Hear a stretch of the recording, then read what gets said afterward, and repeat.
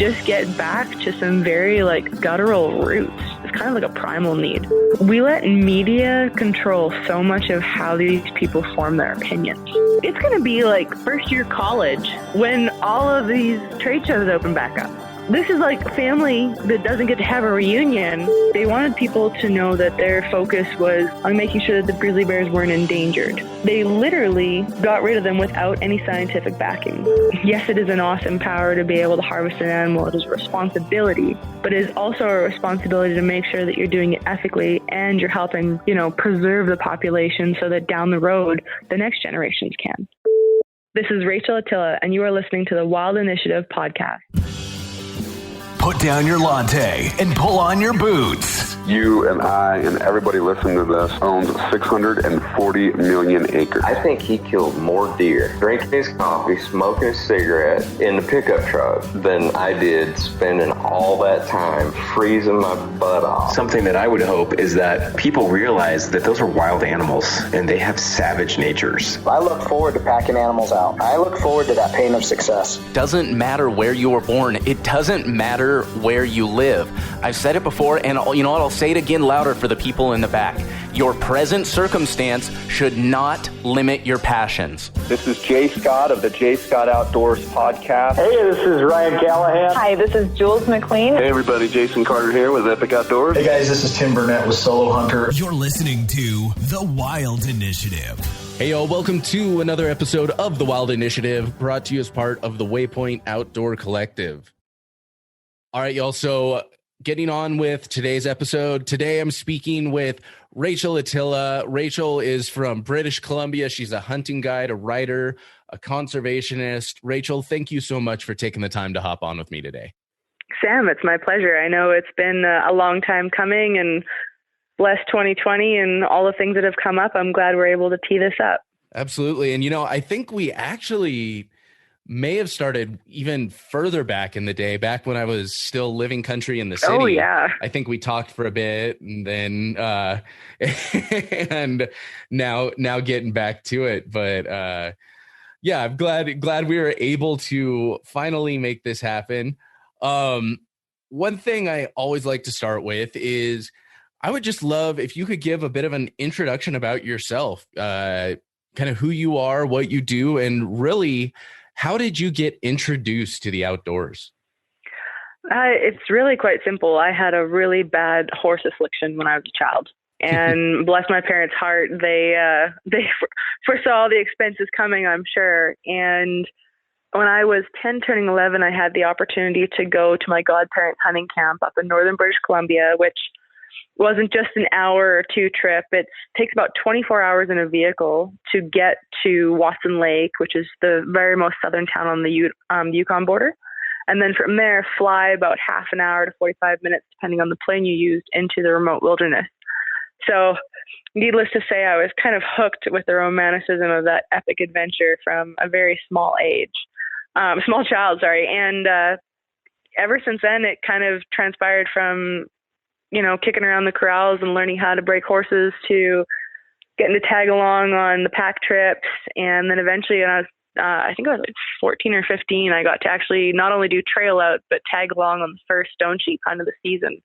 And from there, I think that introduced my world beyond just what British Columbia had to hold. And as one thing always leads to another, the next thing you know, I found myself at the trade shows and meeting friends from almost every single continent around the world and building up this community and sense of almost family, you could say, with people that were like-minded and all loved and were passionate about what we did and preserving it. And next thing you know, that's taken me from being a wrangler to a hunting guide to burning pancakes as a camp cook and podcasts and writing for different companies, and here I am today. There you go. So would you say that the kind of backcountry horseback trips are really what your passion is? They are. I think there's something very romantic about it. When you look at the way that we settled the West and even parts of the known world, most of the great conquerors were on horseback. And so in kind of a way of looking at it that way, you're still fundamentally taking yourself back from all the bells and whistles and technology that you have available to you to go out hunting today and living out of a pack string. There's an array of things that can go right. There's an array of things that can go wrong. But at the same time, no two experiences are exactly the same. So with horses being one of the first loves that I couldn't imagine life without, and getting to incorporate hunting and then giving people that experience, I think that really, transfers over to the whole desire to just release yourself from today, from COVID, as it was, and just get back to some very guttural roots that I think we all as humans is kind of like a primal need. So it's a passion for sure. I definitely think, and again, you're talking to someone that's really what got me hooked on hunting as well, was kind of the romantic view, the mountain hunts, for me, it's chasing elk in the mountains with my bow. And, but it's that same kind of idea that very primal, back to our roots as humans kind of thing. And so, yeah, you're definitely talking to someone that understands that, getting hooked on that really romantic picture in the backcountry. It's not always glamorous, though. And I think that's the thing that, I think that's the thing that's very humbling, is that you can look at a beautiful editorial from Field and Stream or Peterson's Hunting Magazines or, Eastman's. And what I think everyone's trying to do, which is a really cool movement, is show the downright dirty side of it. I mean, it's early morning. Sometimes the horses take off. Sometimes, gear, fails, usually, hopefully rather not. But I think there's that side of it too. And the element of danger. We live in a safe world where, there's so many things that you take as precautionary measures these days. And when you kind of throw yourself to the wilderness, I mean, there is that element of danger that people like to have that kind of makes you feel alive. It does remind you just what living is like, because again, like you said, everything in this world is so safe. We got, it's like our entire world has bubble wrap around it. We have the government trying to tell us, what size sodas we need to drink so we don't have to think for ourselves, and, all sorts of stuff like that. And yeah, having those moments where it's very literally up to you and you alone to keep yourself alive. It really reminds you that you're a human, that you do have this life inside of you, and also that you're capable. Yes. People don't know how capable they are in the world these days. It's amazing. Well, don't know, or don't have the opportunity, or plain out don't want to be. It's very cushy. I'm not going to lie. There are times when we're trailing out of the mountains and, you look forward to a flushing toilet. There's times where I know I have a phobia of mice, and I'm not going to lie. I love going out and camping, and I love going out on the hunting trips and guiding. But I do love my bed, and I love knowing that there's not going to be a mouse run across my face from an old cabin. So there's that fine balance of heroism, but also creature comforts, that I think that's one thing about hunting that is so alluring for people, is that you can dabble in it still, but you have these creature comforts you can come back to. So I think that's speaking to it. I think that's one thing that people really still need in their life, is to remind themselves, oh yeah, if the world's going to proverbial hell in a handbasket, I'll still be able to go and put meat on the table. And a lot of people, that's all they solely rely on. I mean, I've got moose, bison, caribou, and whatever other critter in the freezer, and I would way rather have that, or, buy from a local farmer to get a beef in the freezer. But it's that connection to your food and your surroundings, I think, that more and more we're becoming an educated society, as things have kind of had plot twists thrown at us that, this year alone, I don't know about you, but I found that people are going back, especially with COVID. The real estate market is crazy. People are moving out of the bigger cities, going to the country, and hunting sales for just, over-the-counter hunting tags this year were through the roof.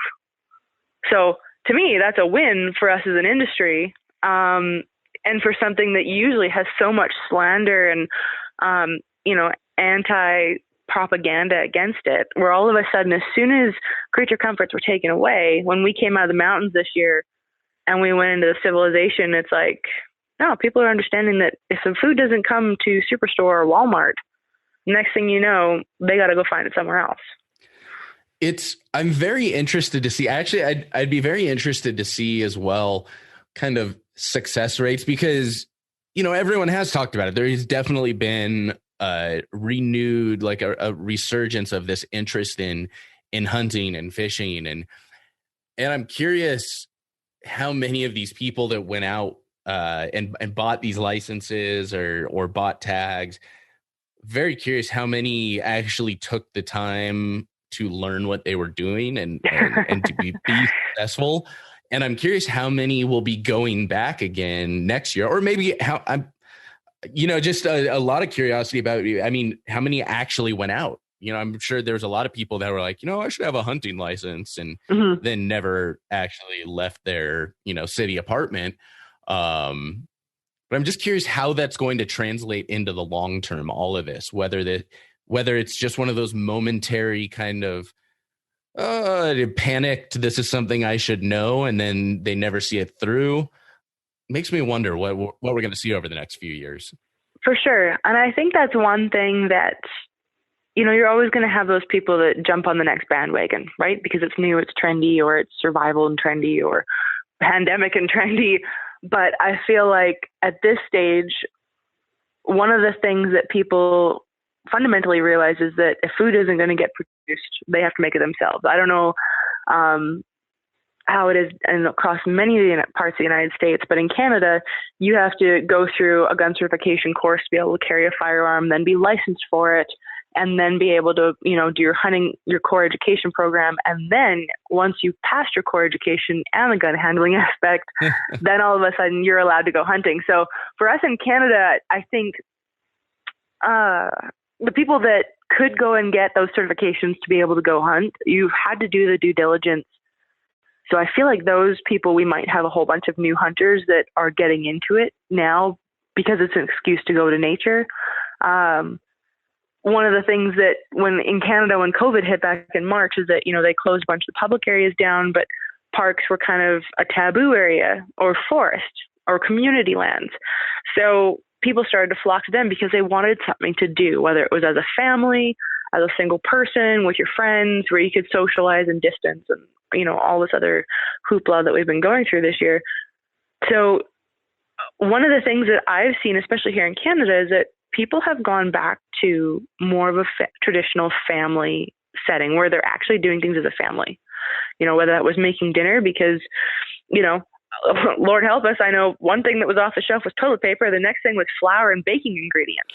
So, families, not only were they were going back to learning how to be providers for their own household, I'm hoping that maybe that extended into realizing not only about hunting, but, the ranching community. I had the privilege of riding with a really good company up in northern Canada for a big cow-calf operation. And I'll tell you what, like, whether you're a hunter or not, like, ranchers, they work all year round. And I think that was one thing that all of my ranching friends saw, was all of a sudden the need to buy beef, which was great.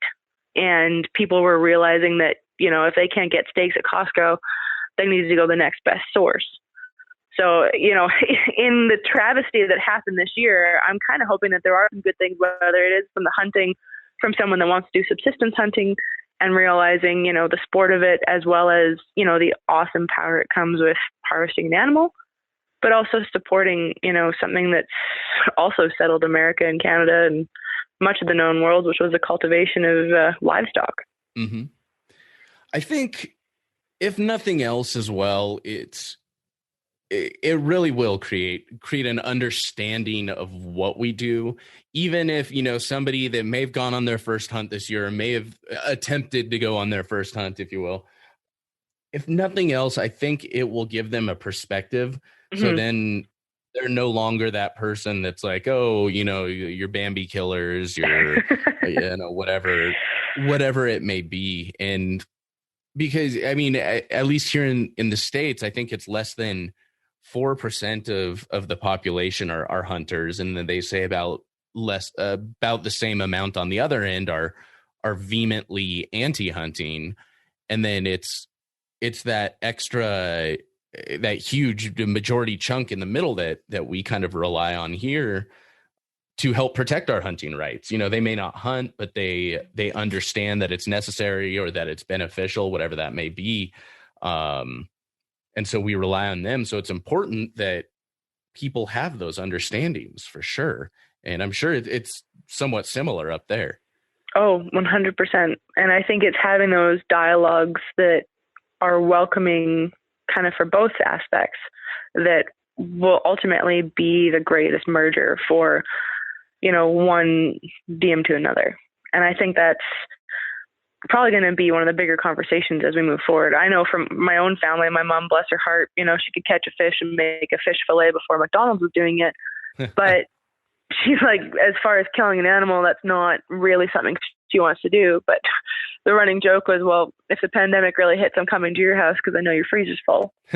So, there's those people that not necessarily want to partake in it themselves, and they appreciate others that do. And I think it's opening that as kind of an accepted, state of mind that benefits everyone. You don't have to be a part of it, but you don't necessarily have to poo-poo it, so to say. Mm-hmm.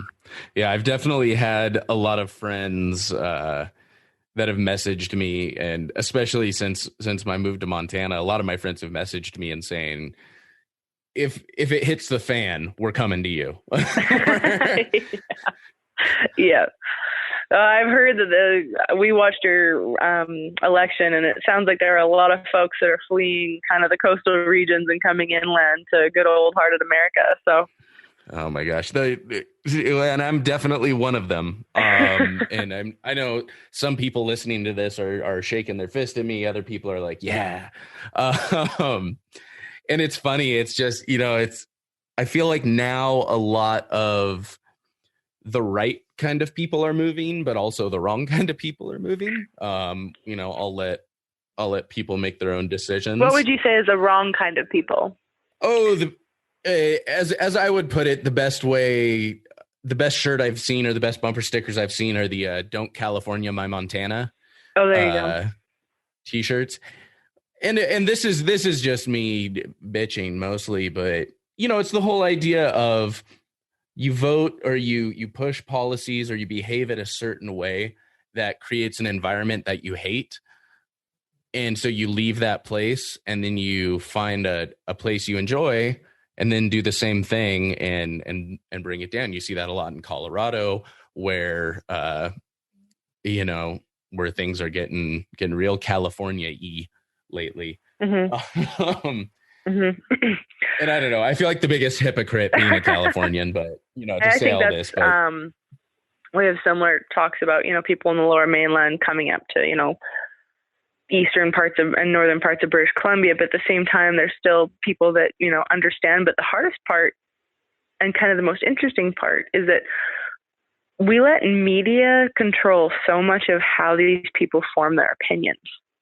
And I've got to travel a little bit, and when you end up sitting beside people on a plane and having a chit chat about where you're from and what you do, it's very interesting how people's opinions are formed when they're like, well, we didn't know the grizzly bear was such a nuisance, or, there's examples that reign true where they might have voted, against having the hunt put aside even for British Columbia, say, surrounding the grizzly bears. And then we didn't realize that, that they were a livelihood and that they were almost, they were harvested at, a respectable and administered harvest allocation based on scientific data, and that the whole reason that they actually went away wasn't based on science or anything like that, but more of a political standpoint. And so to me, as we kind of talk about, the people that are moving in or influxing from urban centers, I feel like the urban centers is where we almost need to be putting more emphasis on educating people about what we do and kind of what we like to call like the golden God's country. So. Oh, absolutely. And there's actually, I do see that's always been a big passion of mine, is reaching out to people that didn't grow up in country or rural areas, that didn't grow up, walking through the woods with granddad's gun. And I really have always had a big passion for those type of people, because I was one. Mm-hmm. And, I see a lot of other people starting to move in that direction. And I had on the podcast not too long ago a guy, his name's Orlando Chiles, and he goes by Buck the Black Hunter. Fun, and he's just a wild dude, and he's from California, and he found hunting he was watching rap videos on YouTube, and somehow a Randy Newberg video popped up, of all people. In the middle of, hip hop and in R&B. the middle of these like full on like hip hop rap videos.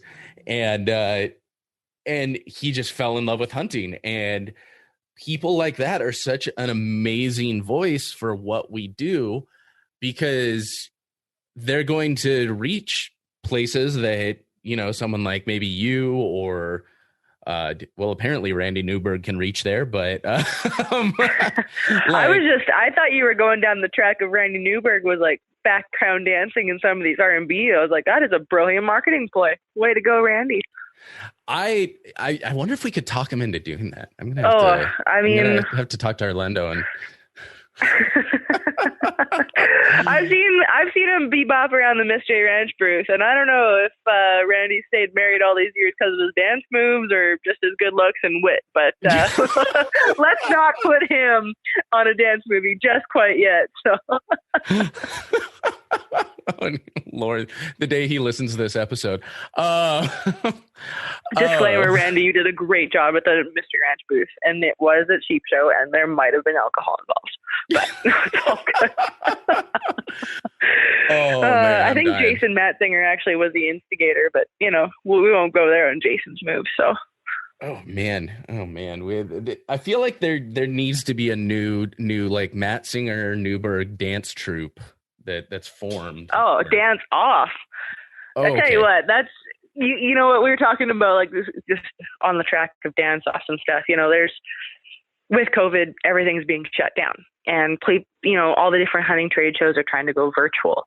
Mm-hmm. Could you imagine what the trade shows are going to be like? Dance off the side, whether it's Randy Newberg, Jason Matzinger, or Remi Warren. Fun fact, really good break dancer. He gave us all a break dance on the Ferris wheel in Vegas, and like dropped to the floor and showed like a whole group of us his rad move. So props to that guy. But it's going to be like first year college when all of these trade shows open back up. Oh my gosh. I mean, this is like family that doesn't get to have a reunion. And, I was just down in the States visiting a few friends, and it's like, man, we're all depressed. Christmas is a high, you get to see your family, but Christmas is almost like that first climax in a pie chart or in a graph where all of a sudden, you're getting to the good point, and then all of a sudden Christmas happens and it's cool and everyone's high on goodies. And then the next thing trade show season happens, and it's like the pinnacle of your winter. Mm-hmm. Because you just got to see your family, you just got to do the holidays. And now all of a sudden you get to see your trade show family talk about hunting. So to me, it's like the crux, right? Yeah. And we don't have it this year. It's I'm really bummed. I keep thinking about it, and I think the only one that still left that hasn't officially canceled is DSC. I don't think there's anything else that's still open, and who knows what the city's gonna let them do. Yeah, and I mean that's in February of next year. And the hardest part, I'm all for it. I'll go. I'll show my patronage. But you got to think about all the outfitters, like even like Dallas Safari Club, Safari, second word. Mm-hmm. They're relying on 90% of their exhibitors to be able to come from other countries. Oh yeah. That's the saddest part about it. All these other countries are going into lockdown again. And, you know, in my heart of hearts, I will show up first one at the door. I promise you, if Dallas Fire Club goes ahead, even if it's just to walk around and see what, you know, American Canadians that make it down. But if they don't start working on how the world is going to start moving forward, I don't know if it's going to happen. Yeah. I want it to. No, I mean, I'm kind of in the same spot. It'll be interesting. Like if that's the one that happens, there's going to be a lot of people that show up, I feel like. Oh, in Texas? Oh, come on now. Come on now. They're hosting the NFR at Reno Vegas was like, nope, can't do it. And Texas was like, come on down. Bring your boots, cute and booties. Like, I mean, come on. Texas would be the only place that would have it. I couldn't imagine anywhere else would get away with it. But we will. I'm definitely keeping my eye on it, and it's crazy. But yeah, so I think what the moral of the story is to raise funds for some conservation organization, whatever it happens to be. We need to start a petition to have Randy Newberg, Jason Matzinger, and Remi Warren all have a dance-off, a live dance-off. And all the proceeds need to go to conservation, I think is what it comes down to. Could you imagine? I'd pay a lot to see that. I'm just throwing that out there. It could be on an episode of Fresh Tracks. I thought you say Fresh Prince of Bel-Air. I was like, they could do a theme one too. Oh, how funny would that be? Oh man. So I'll start the petition to make this happen. I'll start passing it around. We'll all share it, and maybe that can happen come February. 2022, boys. You got a year and a half to work on your dance moves. Get it square. There we go. There we go. So one thing, completely changing topics from three of the whitest guys I know dancing. Yeah. To one thing you talked about earlier, you're talking a lot about the Grizzly Bears in BC. And one thing is, I would love, I'm kind of familiar with the background of what happened, but I'd love if you could share with my listeners kind of the genesis of that, because you referenced it and the Grizzly Bears going away. In British Columbia, we used to be able to hunt grizzly bears. What happened? So back in December in 2017, the BC government announced that there was going to be a complete ban on grizzly bears that was taken effect immediately. And that ended the grizzly bear hunt, which, and there was no science.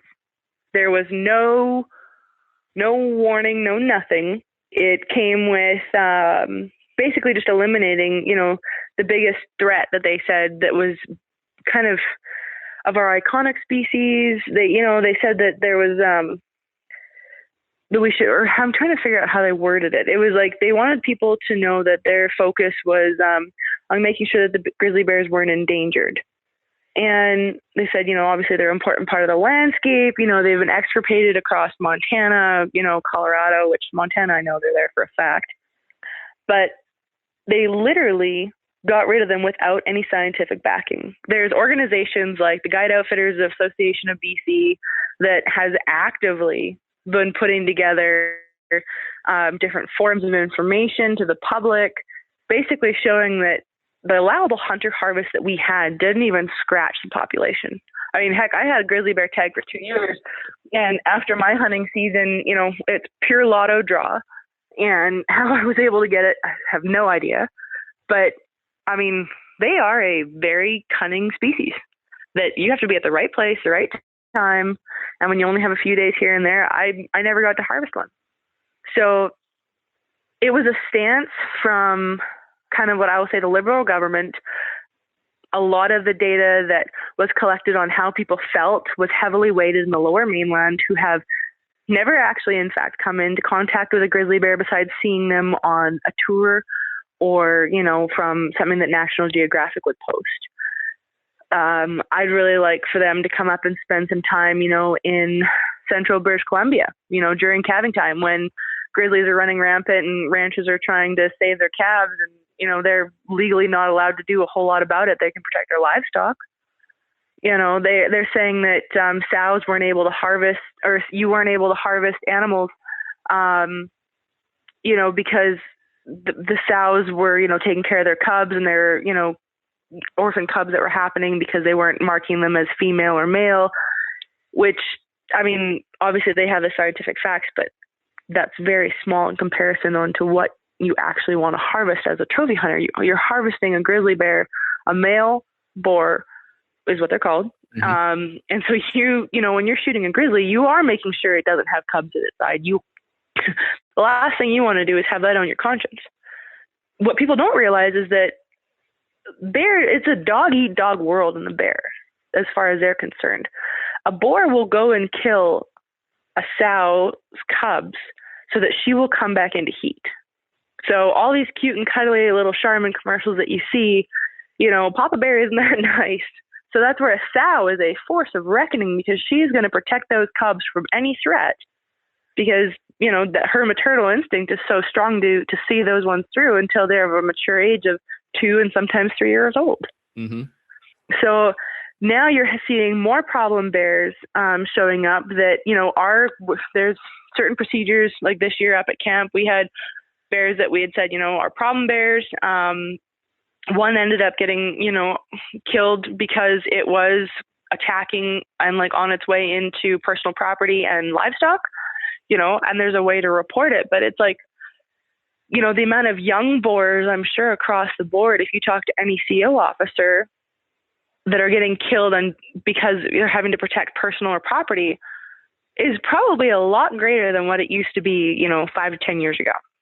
Because those young boars are getting pushed out of their habitat, out of their range, and they're infringing, on habitat for, livestock or coming into communities. So, because they're just not educated. They don't have a sense of fear.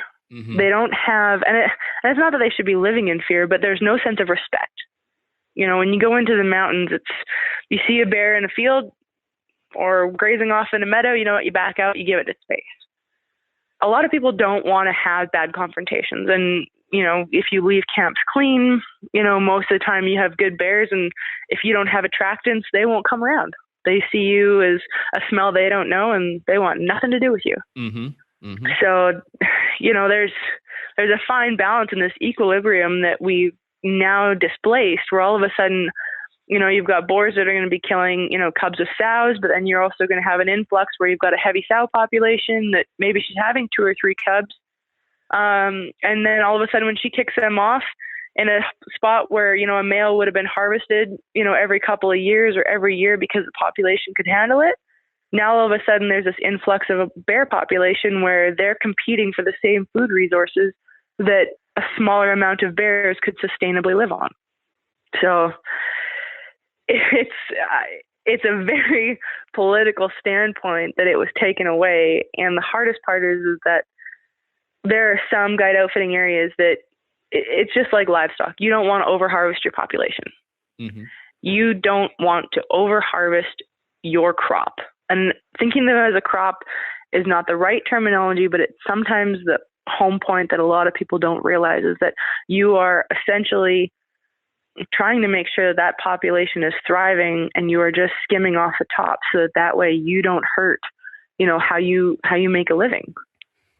So that's the amazing thing is people don't realize that though a lot of us, even the people that aren't as passionate about conservation, first and foremost, 90% of the hunters I know are very passionate about conservation. They want to see these animals thrive and live their best lives. Mm-hmm. But even the ones that aren't, I don't know personally any hunters that are just want to hunt until something's gone. No. They want to hunt for the rest of their lives. And what they understand that what that means is management of that resource. It's you exactly thriving, and it creates value. Well, that's exactly right. And so, this was taken away as well. So, for example, summer, the Tahltan First Nation, which is up in the northwestern part of British Columbia, they actually made news and said that they would like a reversal of the grizzly bear hunting ban, because they're seeing fewer and fewer ungulates because they are hard on moose crop. I have watched a grizzly dog a cow and eat the calf as it comes out, and there are other reports of old timers that, I've guided with that have seen the exact same thing. And grizzlies they're fast. They are an awesome apex predator. They are a killing machine. So, when the First Nations are also saying, look, like this is affecting us too, as well as the farmers, as well as other stakeholders, and we are seeing a decline in everything else. Like, at what point do we have to have such a drop in our ungulate population where all of a sudden we have so many predators? Like, how many people have to have attacks? How many different herds that are, once thriving moose or caribou populations, have to start herding? Or are we even going to catch it at that point where it's too late? Then what? It's interesting. You see the same thing in California with the mountain lion populations, and just recently they banned any sort of hunting or trapping for bobcats as well. And I mean, they don't do quite as much damage, but you do see them predating on fawns. And you see a lot of the same thing in areas where now the gray wolves have been released. And fortunately, in a lot of those areas, we have the ability to hunt those wolves and can manage them somewhat, but there's a lot of other places where they're still protected and they're starting to spread in those areas. Same thing. You're seeing these ungulate populations get destroyed. And I find it funny that some of the gnarliest animals out there are the ones that people have the most emotional attachment to. Because I don't think it's even, there's some perspective of it's like, oh, well, trust me, I know a ton of people that eat bear, mountain lion, and wolf and love it. But, the public, I guess, perception is that, oh, you're just killing them for a trophy. You don't actually eat those animals. But I don't think it's even so much that. I think we're so conditioned to have this emotional attachment, especially bears, but to lions and to wolves, and they're romanticized. And, like you were saying with the dang Charmin bears. And we grew up watching entirely too many Disney movies, and, we expect to see Baloo and all of this stuff. I'm not sure if I ever told this story on the podcast before, but I was sitting in my office and I was given my old office a few years back, and I was about to give a presentation to my coworkers. I worked in the music industry and we had a lot of vegans on our staff. And one of my pictures popped up as the background on my computer when I went to give this presentation. It was just me in camo carrying my bow. And one of the guys under his breath is like, oh, probably off to kill some family of bears. And I'm like, oh my gosh. And we started getting into it. And it's just some bizarre impression people have that these are like these cute platonic families of animals. Yeah. But no, they're not. Well, and we can talk about this all day, but that comes down to the wolf population as well. There's so much controversy. Yes, a wolf is a very interesting and fascinating animal. Do they only attack the sick and the weak? No, they are an opportunist, and there is a lot of science to support, in an area that if you go and shoot, a few wolves out of a pack, that it can cause fragmentation and you're actually doing more damage than good. And I think that's one thing that, because we've all of a sudden started tampering with the natural selection process of, a dog-eat-dog world, or the availability of an animal as a resource or a food source for another animal, it's like, at what point do you stop playing God? At what point do we regulate or understand that if you're first going to go in and harvest animals based on an allocation and a number, which is scientifically derived off of, a count, if you will, for supporting the thesis of the area, then what? You take that study away, you take that harvesting away, predators move in because they once were curved back and your ungulate population suffers. So then you go in and you extirpate or significantly over harvest your predator species, and then your ungulates come back. It's like, why can't we just keep a steady, static equilibrium as opposed to all of these passionate plies for kill all the wolves, or no, don't kill the wolves, or elk were once living here. Why can't the elk live here again? I think that's the part that, as a hunter, it's frustrating because somewhere there's disconnect saying that you are not being a good steward of wildlife because you have the power and the will to take a life. The biggest take home I could give to those people is, yes, it is an awesome power to be able to harvest an animal. It is a responsibility, but it is also a responsibility to make sure that you're doing it ethically and you're helping, preserve the population so that down the road, the next generations can. Right now there's a big influx of caribou that there's a lot of money and research going into the caribou on the northeast side of British Columbia, and the population that was once thriving isn't there anymore. What they also are seeing is an influx of predation. So, how do you go and help the caribou population out without doing any kind of predation control? And at what point what point can you operate if you're going to have such lashbacks from people that are sitting at their desk down in Vancouver, for example, sipping a latte, thinking that the wolves are really cute and cuddly, when if you were to show that exact same person a YouTube clip of what it looks like when it takes down a cow, moose, and her calf, are they going to think it's cute and cuddly then?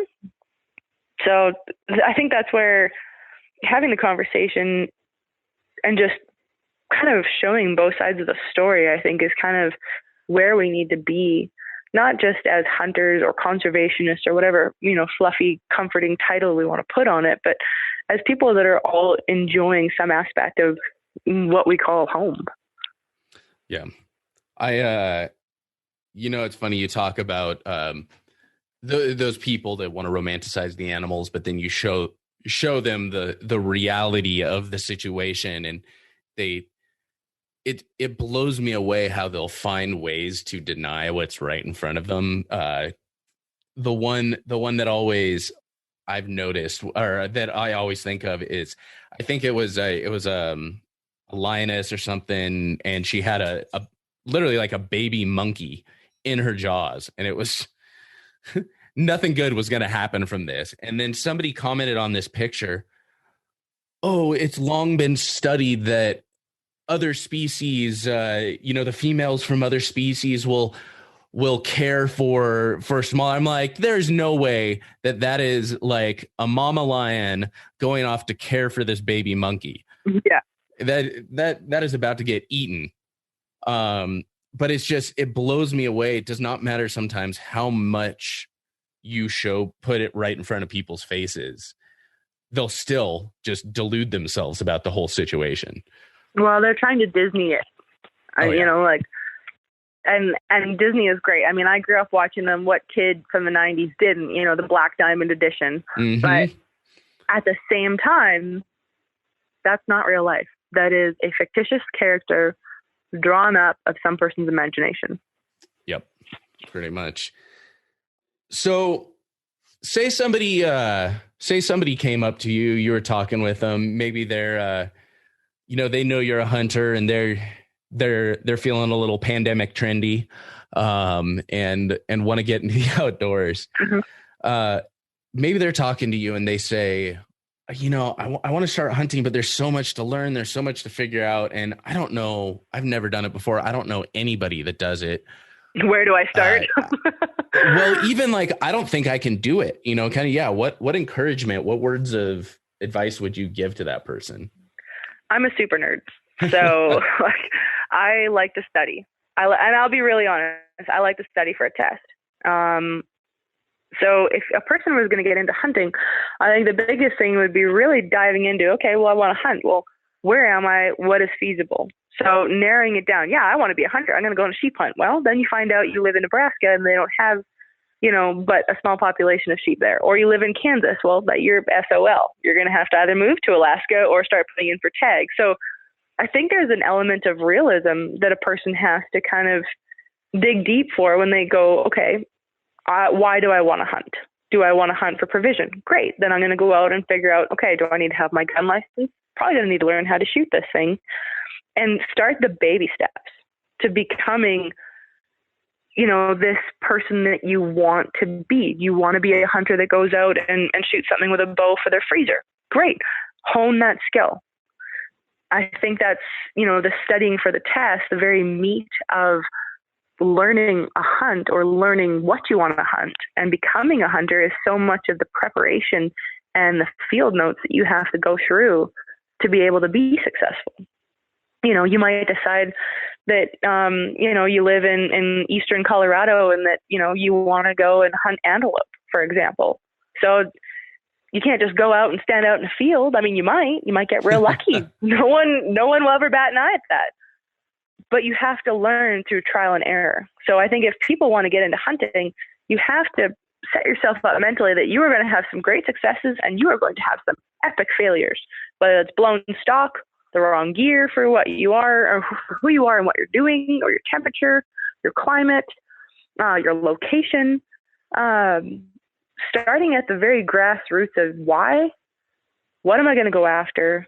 How can I go after it? What are the next steps to make myself successful given my chosen weapon? And learning about shot placement. And I think if they can't sit there and look at themselves in the mirror and go, okay, you know what, I think I can do this, but I might need a little help. If you can't do that with yourself, don't do it. Because that's how you're going to hurt someone, or someone else is going to get hurt. But if you want to, but you're not sure about the first step, you'd start reaching out on forums or friends and family. There will be someone that will help you along the way. And I think that's a part about hunting that's still a community is if you didn't grow up with, your dad or your mom or grandparents or family relatives helping you, get that foundation of, okay, this is how we load a rifle. We don't put one in the cart, we don't load the chamber until we're ready to shoot, or just like the things that you just become like second nature to someone that's done something for so long. If you can take a step back and just work through the processes, I think that'll be the first and the biggest step. And it's a loaded statement because there's so much that goes into it. But if you can't get past those very fundamental questions of how I'm going to do this, then maybe tag along with someone that wants to go hunting or that is a hunter. You don't necessarily have to jump all in at the moment. You think you might want to go deer hunting? Ask a friend if you can come along and see what it's like. That's the biggest thing that I would hope that anyone would do is, if you, for your own safety and those around you, hunting, you're using weapons and you're going to be putting yourself out in situations. My worst fear is to have someone go out and get lost in the wilderness and freeze to death because they thought they were packing for, a South Texas hunt and they're hunting late season in Montana. I mean, that's where studying for the test comes in. Figuring out all those little details that go into helping you be successful in whatever it is you're going after. Fantastic. Well, I really appreciate you hopping on and taking the time to sit down and share a bit with my listeners. If folks wanted to find you online, where can they follow along?